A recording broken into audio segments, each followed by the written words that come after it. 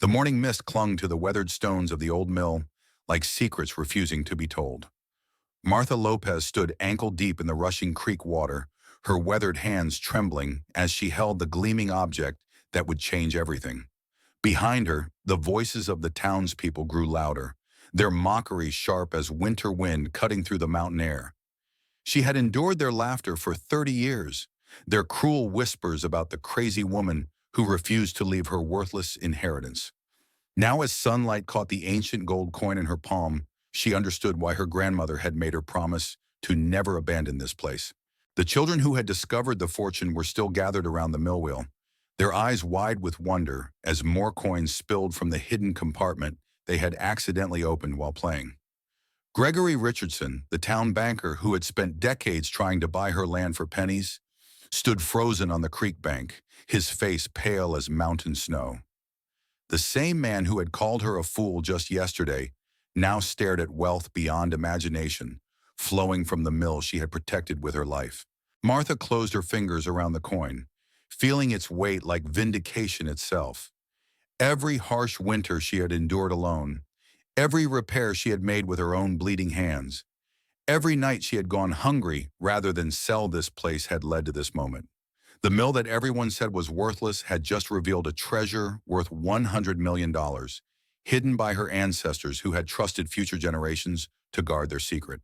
But this story of triumph began 3 decades earlier, when a young woman first arrived at this remote mountain mill with nothing but grief and a grandmother's dying words echoing in her mind. The year was 1993 when Martha Lopez first laid eyes on the crumbling mill that would define her life. She was 25 then, her dark hair still untouched by the silver that would later mark her years of struggle. The inheritance had come with her grandmother's death, along with a letter written in shaking handwriting that spoke of family duty and sacred trust. Most people would have seen only a deteriorating building beside a mountain stream, but Martha's grandmother had made her swear on her deathbed to never sell the property, never abandon it, no matter what hardships came. The mill sat in a narrow valley where few visitors ever ventured, surrounded by towering pines that whispered ancient secrets in the mountain wind. The building itself was constructed of local stone, its walls thick enough to withstand decades of harsh winters. A massive wooden wheel, now silent and still, dominated the structure's exterior, while inside the grinding stones and mechanical workings lay covered in dust and debris from years of neglect. Martha had arrived from the city where she had worked as a teacher until her grandmother's illness forced her to take leave. She had expected to spend a few weeks settling the estate before returning to her comfortable urban life. Instead, she found herself drawn to the mill's mysterious atmosphere, to the way morning light filtered through the broken windows and danced across the stone floors. Her grandmother's letter had been cryptic, speaking of family honor and hidden blessings that would reveal themselves to those who remained faithful. The first winter nearly broke her spirit entirely. The mill had no proper heating system, and Martha spent those frozen months huddled beside a small wood stove, learning to repair the ancient building with her own hands.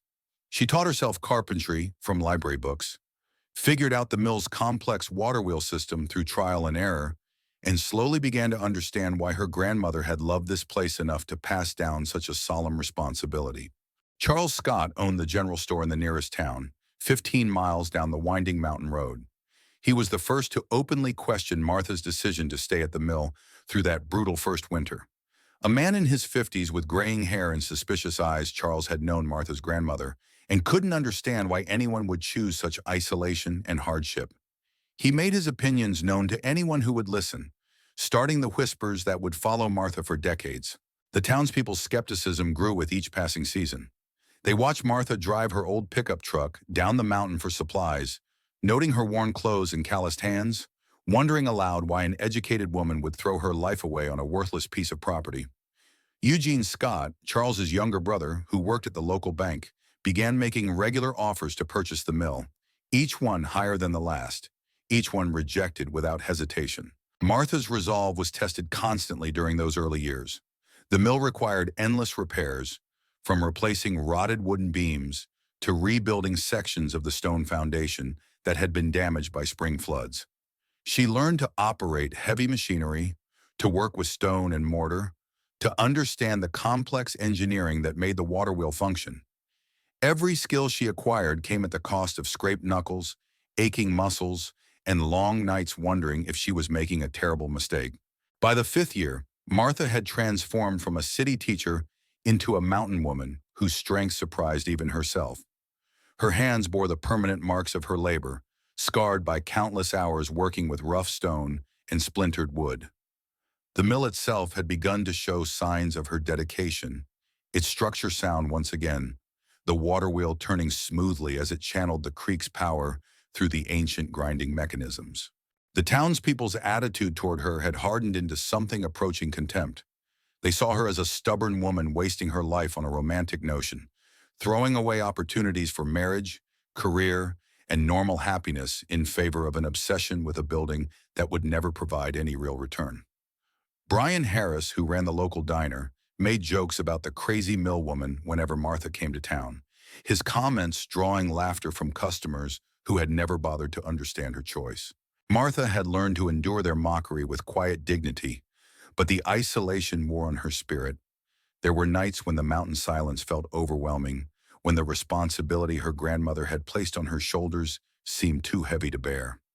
She would walk through the mill in the darkness, running her hands along the ancient stones, wondering what secrets they held that made this place worth such sacrifice. The mill's history fascinated her during these lonely years. Research at the county courthouse revealed that her family had owned the property for over a century, passing it down through generations of women who had all chosen to remain unmarried and dedicated to maintaining the mill. Each previous owner had lived alone, working the mill until her death, then passing the responsibility to the next generation with the same solemn instructions Martha had received.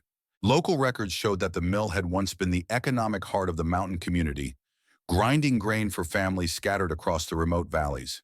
But as modern transportation made it easier to reach larger mills in distant towns, the business had slowly declined.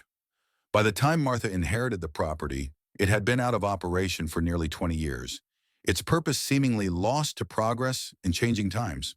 Elizabeth Kim arrived in the mountain community during Martha's 7th year at the mill. She was a social worker from the state agency, investigating reports that someone was living in substandard conditions at the remote property. Elizabeth was a woman in her 30s with kind eyes and genuine concern for Martha's welfare. Unlike the townspeople who saw Martha as an eccentric failure, Elizabeth recognized the strength and determination required to survive alone in such challenging circumstances. Their first meeting occurred on a cold February morning when Elizabeth hiked through knee-deep snow to reach the mill. She found Martha splitting firewood beside the creek, her movements efficient and practiced despite the bitter temperature. Elizabeth had expected to find someone in need of rescue, but instead discovered a woman who had created a life of purpose and meaning in one of the most beautiful places she had ever seen. Martha welcomed Elizabeth's visit with cautious warmth, grateful for human contact that didn't involve judgment or pity. She showed the social worker through the mill, explaining the restoration work she had completed and her plans for future improvements. Elizabeth was amazed by the craftsmanship Martha had learned, the way she had preserved historical details while making the building functional and comfortable. The friendship that developed between Martha and Elizabeth became a lifeline during the most difficult years. Elizabeth visited monthly, officially to check on Martha's welfare, but actually to enjoy conversations with someone who shared her appreciation for self-reliance and unconventional choices.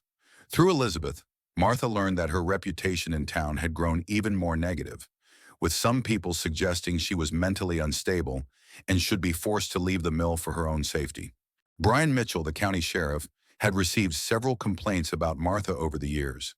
People worried about a woman living alone so far from help, especially during the harsh mountain winters when roads became impassable for weeks at a time. Brian was a fair man who had visited the mill several times and found Martha to be competent and self-sufficient, but the pressure from concerned citizens continued to mount. The complaints intensified during Martha's 10th year at the mill, when a particularly severe winter storm cut off all access to her property for nearly a month. Townspeople assumed she must have died in the isolation, and several groups organized rescue attempts that proved unnecessary when Martha emerged in spring, healthy and well prepared for the ordeal. Instead of admiring her survival skills, many people seemed disappointed that their predictions of disaster had proven wrong. Martha's relationship with the mill deepened during these years of increasing social isolation. She had restored not only its physical structure, but also its mechanical function, learning to operate the grinding stones and water wheel system with the skill of a master craftsman. The mill could once again process grain, though she had no customers for such services in the modern world. Still, she maintained the equipment in perfect working order, driven by a sense of duty she couldn't fully explain. The building itself seemed to respond to her care and attention. Rooms that had been cold and unwelcoming when she first arrived now felt warm and alive, filled with the subtle sounds of water flowing through the wheel mechanism and wind singing through the carefully maintained wooden structures. Martha had learned to read the mill's moods, to understand when adjustments were needed in the water flow or when weather changes might affect the ancient building's stability. Her daily routine had evolved into a rhythm as reliable as the creek's constant flow. She rose before dawn to check the mill's various systems, spent the morning hours on maintenance and repair work, and devoted afternoon to the endless task of gathering firewood and preparing for the next winter. Evenings were for reading by lamplight, studying books about mill operation and mountain survival, always learning new skills that might help her better fulfill her inherited responsibility. The townspeople's mockery had evolved into something more cruel over the years. They called her the crazy mill woman, speculating about her mental state and making jokes about the woman who had wasted her life on a worthless building. Charles Scott, now in his 60s, had become particularly vocal in his criticism, telling anyone who would listen that Martha was an embarrassment to the community and a cautionary tale about the dangers of isolation. During her 15th year at the mill, Martha faced her greatest crisis yet. A spring flood, more severe than any in local memory, threatened to destroy everything she had worked to preserve. The creek rose to levels that overwhelmed the mill's water management system, sending torrents of muddy water through the lower levels of the building and undermining the foundation stones that had stood firm for over a century. Martha worked for 3 days straight in the rushing water, using every skill she had learned to redirect the flood's destructive power and protect the mill's structural integrity. She built temporary dams from sandbags and lumber, reinforced weakened walls with emergency bracing, and pumped water from flooded chambers until her hands bled from operating the manual equipment.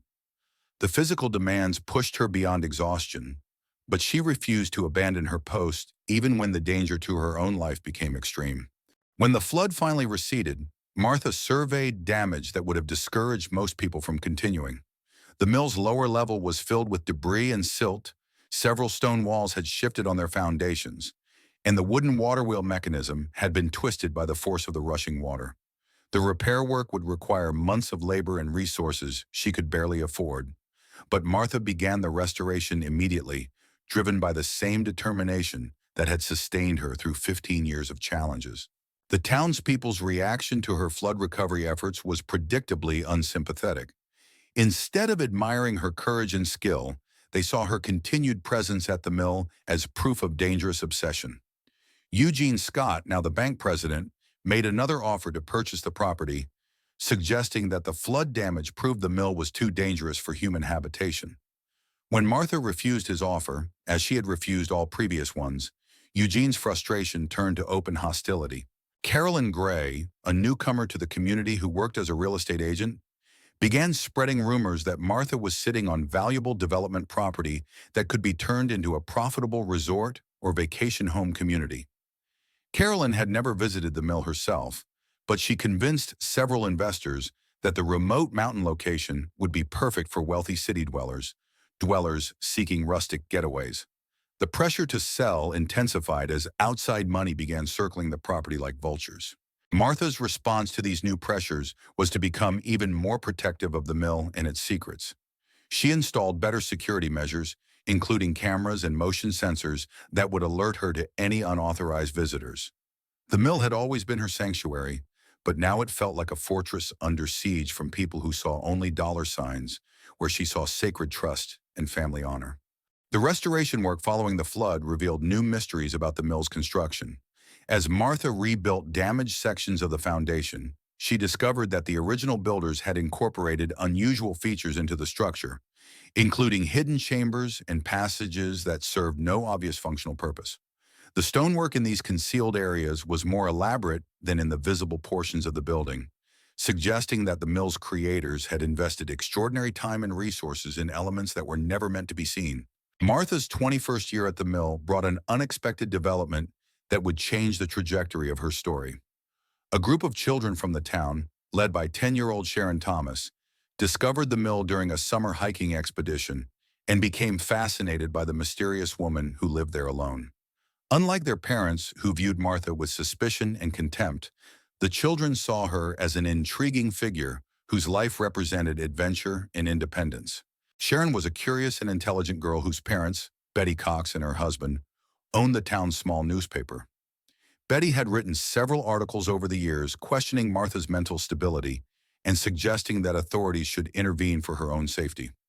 Sharon, however, was drawn to Martha's obvious competence and the way she had created a self-sufficient life in one of the most challenging environments imaginable. The children's visits began tentatively, with Sharon and her friends observing Martha from a distance as she worked around the mill. They were amazed by her physical strength and technical skills, watching in fascination as she operated the massive water wheel and performed maintenance tasks that would challenge most men. Martha initially tried to discourage their interest, worried that their parents would blame her if anything happened to the children on her property. But the children's genuine curiosity and respect gradually won Martha over. She began explaining how the mill worked, teaching them about the engineering principles that made the water wheel function and the historical importance of mills in mountain communities.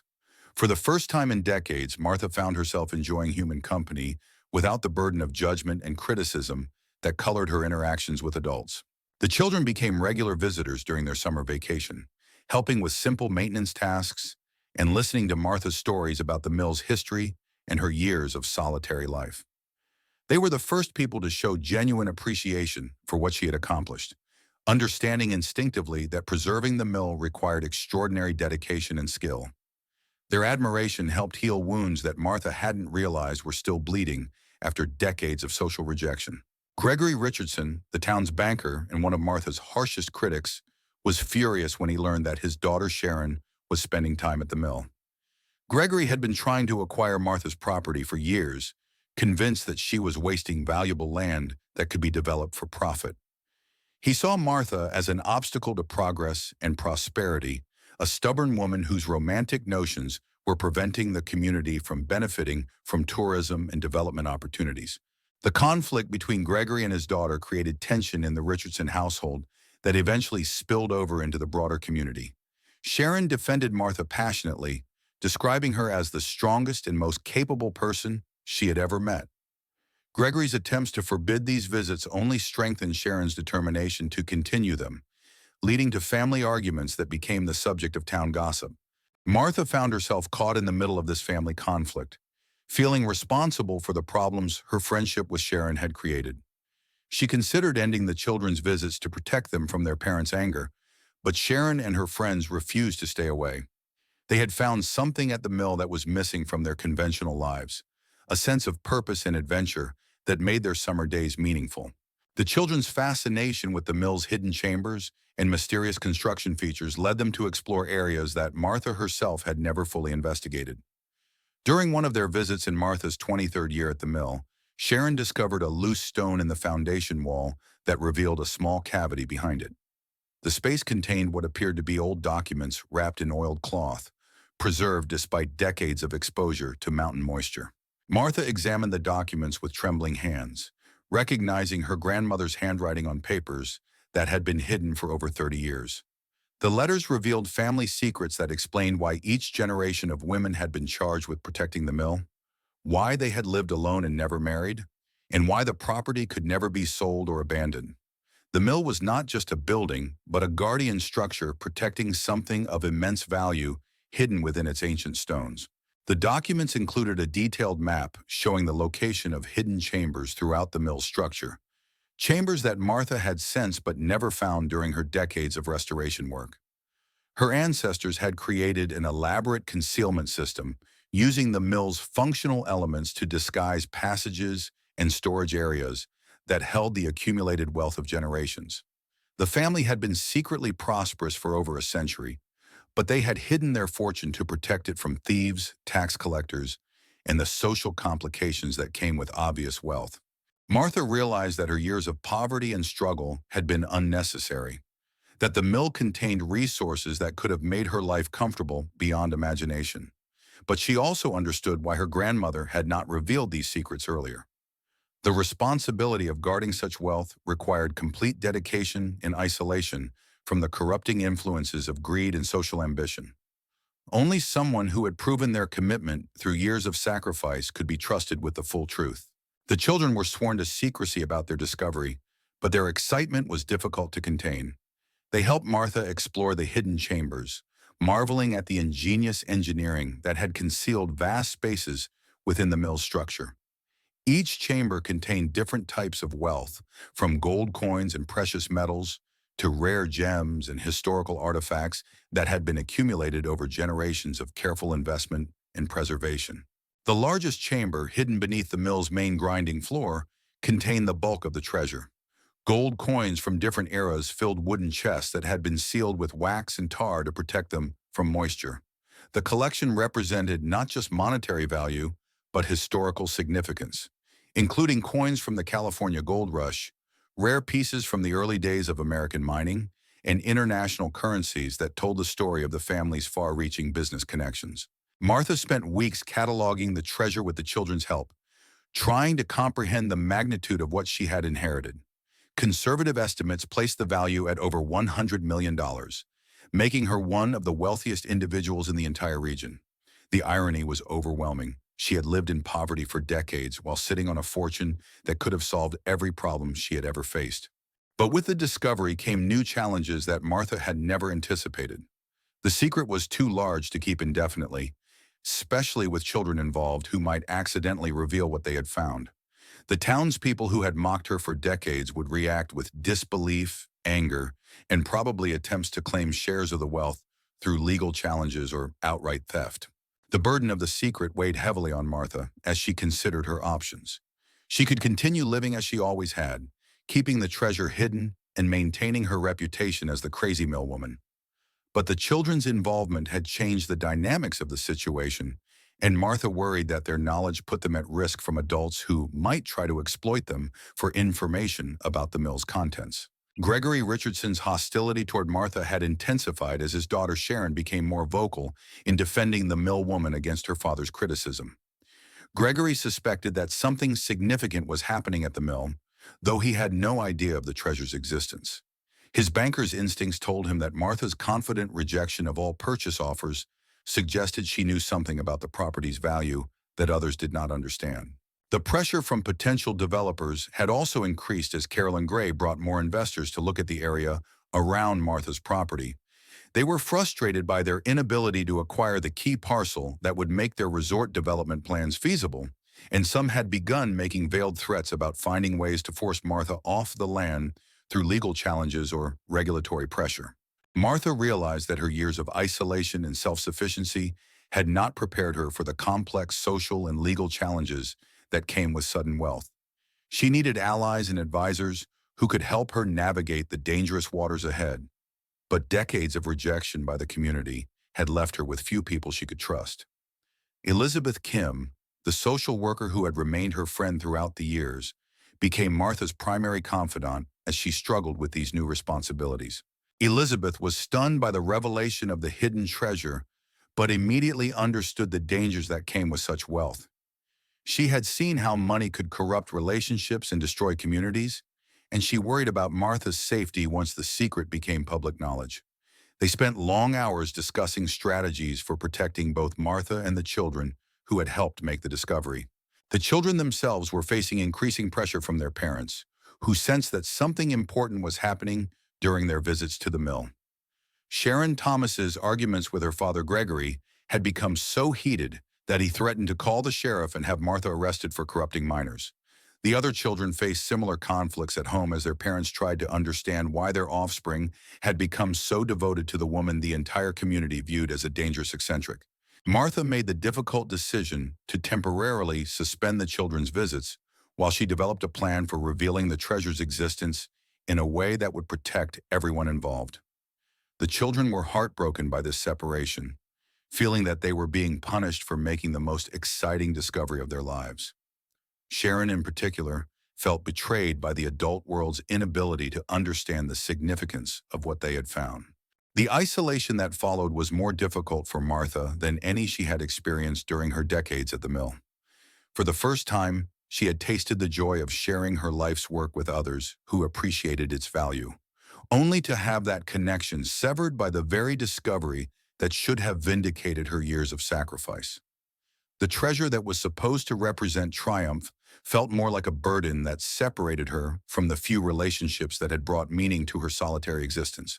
Martha's decision about how to handle the treasure was complicated by her growing understanding of its historical and cultural significance.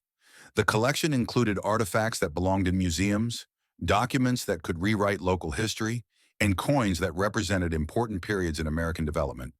Simply keeping the treasure hidden seemed like a betrayal of its educational and historical value.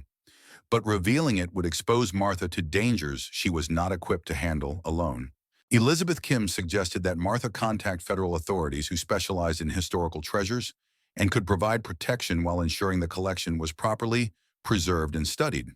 But Martha was reluctant to involve government agencies, fearing that bureaucratic processes might result in the treasure being confiscated or removed from the mill, where it had been safely hidden for generations. The children's forced absence from the mill created unexpected consequences in the town. Sharon Thomas's obvious distress in her continued defense of Martha aroused curiosity among other residents, who began to wonder what the children had discovered during their visits. Rumors started circulating that Martha was hiding something valuable at the mill, though most people dismissed such speculation as fantasy given her apparent poverty and the property's remote location. Charles Scott, now in his 70s but still influential in community affairs, began organizing what he called a concerned citizens group to investigate Martha's activities. He convinced several townspeople that Martha's behavior had become increasingly erratic and that she might be dangerous to children who wandered onto her property. The group petitioned the county sheriff to conduct a welfare check and possible search of the mill premises. Brian Mitchell, the sheriff who had known Martha for years and respected her competence, was reluctant to harass someone who had never committed any crimes or caused any real problems. But the pressure from Charles Scott's group was difficult to ignore, especially when they suggested that Martha might be involved in illegal activities that explained her ability to maintain the mill without any visible source of income. Martha learned about these developments through Elizabeth Kim, who had contacts throughout the county government system.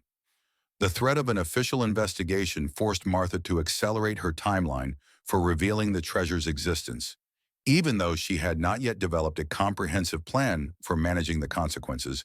The irony of being suspected of criminal activity while sitting on a legally inherited fortune worth $100 million would have been amusing if the situation had not been so dangerous. The children, meanwhile, were becoming increasingly rebellious about their enforced separation from the mill. Sharon Thomas had begun sneaking away from home to visit Martha, risking her father's anger and potential punishment. The other children were similarly determined to maintain their connection to the mill and the woman who had treated them with more respect and trust than most adults in their lives. During one of these secret visits, Sharon accidentally let slip to her friend's parent that they had found something amazing at the mill. The comment was overheard by Carolyn Gray, the real estate agent who had been trying to develop the area around Martha's property. Carolyn immediately began pressing the children for more details, using her adult authority to try to extract information about what they had discovered. The pressure on the children to reveal their secret created a crisis that forced Martha's hand. Sharon Thomas arrived at the mill one evening in tears, having been interrogated by multiple adults who were convinced she was hiding important information. The 10-year-old girl was overwhelmed by the responsibility of keeping such a momentous secret while facing constant pressure from parents, teachers, and community members who sensed that something significant was being concealed. Martha realized that the situation had become untenable, and that further delay would only increase the danger to everyone involved. She made the decision to reveal the treasure's existence publicly, but on her own terms rather than waiting for others to discover it through investigation or the children's eventual disclosure. The announcement would have to be carefully orchestrated to protect the children from blame and to establish Martha's legal ownership of the treasure before others could make competing claims. Elizabeth Kim helped Martha contact a lawyer who specialized in property rights and historical discoveries. The attorney, after reviewing the documentation found with the treasure, confirmed that Martha had clear legal title to everything hidden within the mill's structure. The family's careful record-keeping over generations had created an unassailable chain of ownership that would protect the treasure from seizure by government agencies or claims by other parties. The lawyer also advised Martha about the tax implications of suddenly possessing such wealth and helped her develop strategies for managing the fortune in ways that would benefit both herself and the community that had rejected her for so many years.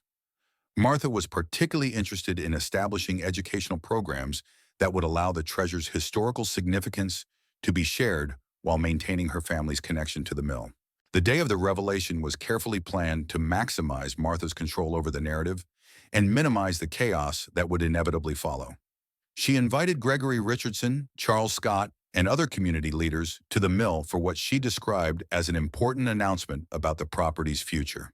She also asked Elizabeth Kim to bring representatives from the County Historical Society and the State Museum System to witness the discovery and provide expert authentication of the treasure's significance. The children were allowed to be present for the announcement, both as recognition of their role in the discovery and as protection against adult attempts to exploit their knowledge. Martha wanted the community to understand that Sharon Thomas and her friends had been heroes in uncovering the treasure, not troublemakers who had been corrupted by the crazy mill woman's influence. When the invited guests gathered at the mill that autumn morning, they expected to hear Martha finally announce her decision to sell the property.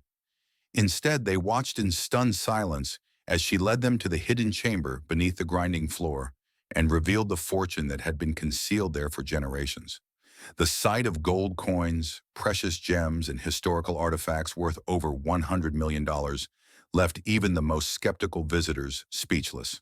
Gregory Richardson's face went through a remarkable transformation as he realized that the woman he had spent decades mocking and trying to force off her land was actually one of the wealthiest people in the state. His daughter Sharon stood proudly beside Martha, vindicated in her faith in the mill woman's worth and importance. The other children beamed with satisfaction as the adults who had dismissed their excitement finally understood what they had been trying to communicate. The aftermath of the treasure's revelation transformed not only Martha's life, but the entire community's understanding of their own history and the woman they had so cruelly misjudged. News of the discovery spread rapidly through the region and then nationally as media outlets picked up the story of the mountain woman who had preserved $100 million fortune while living in apparent poverty for 30 years. Martha handled the sudden attention with the same quiet dignity she had shown throughout her years of isolation and mockery. She established a foundation to manage the treasure's educational and historical value, ensuring that significant portions of the collection would be displayed in museums and made available for scholarly research. The mill itself was transformed into a historical site that attracted visitors from around the world, all eager to see the place where such a remarkable discovery had been made. The townspeople who had spent decades mocking Martha were forced to confront their own prejudices and failures of imagination. Charles Scott, who had led the campaign to portray Martha as mentally unstable, publicly apologized for his treatment of her and acknowledged that she had shown wisdom and strength that he had been too blind to recognize.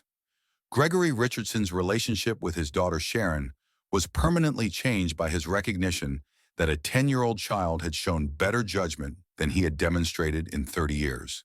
The children who had made the discovery became local celebrities, their story inspiring other young people to value curiosity and courage over conformity and prejudice. Sharon Thomas, in particular, became a symbol of the importance of looking beyond surface appearances to recognize true worth and character. Her friendship with Martha had taught her lessons about integrity and perseverance that would guide her throughout her life. Martha's transformation from outcast to respected community leader was complete, but she remained true to the values that had sustained her through decades of hardship. She continued living at the mill, though now with modern amenities and security systems that protected both her safety and the remaining portions of the treasure that she chose to keep in the family's traditional hiding places. The water wheel still turned as it had for over a century, but now it powered educational displays that taught visitors about the engineering and craftsmanship of earlier generations. The mill that had once been seen as a worthless relic became the economic heart of a thriving heritage tourism industry that brought prosperity to the entire mountain community. Martha's stubborn refusal to abandon her inheritance had not only preserved a family treasure, but had also created opportunities for her neighbors who had once wished she would disappear. The woman they had called crazy had proven to be the wisest person among them, understanding values that transcended immediate profit and social conformity. As Martha stood beside the creek on the anniversary of the treasure's discovery, watching new groups of children explore the mill with the same wonder that Sharon Thomas had shown, she reflected on the journey that had brought her to this moment of vindication. The water wheel turned steadily in the mountain stream, its ancient rhythm unchanged by the dramatic events that had transformed everything around it. She had kept her promise to her grandmother, preserved the family's sacred trust, and in doing so had discovered that the greatest treasure had not been the gold and gems hidden in the mill's secret chambers, but the strength and purpose she had found in herself through 30 years of unwavering dedication to a cause that others could not understand. The mockery had ended, replaced by respect and admiration from people who finally recognized that Martha Lopez had never been the crazy mill woman they had imagined, but rather a guardian of history and tradition whose sacrifice had preserved something precious for future generations. The mill wheel continued its eternal turning, carrying forward the legacy of those who understood that some things are worth more than money, more valuable than social acceptance, and more important than the opinions of those who lack the vision to see beyond the surface of things to the truth that lies beneath.